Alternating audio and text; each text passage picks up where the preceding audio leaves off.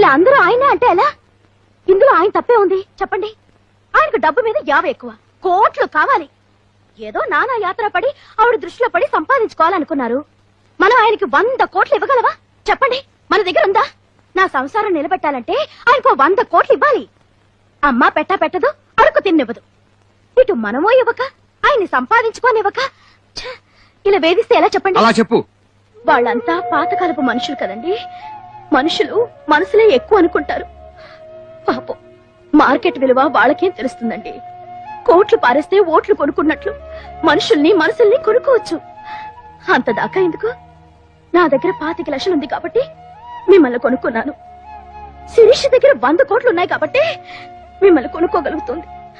రేపు 1000 కోట్లు ఉన్నదాన్ని దృష్టిలో పడితే అది కొనుక్కుంటుంది.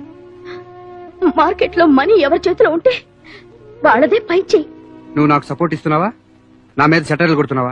చచ్చా, ఫుల్ సపోర్ట్ ఇస్తున్నానండి.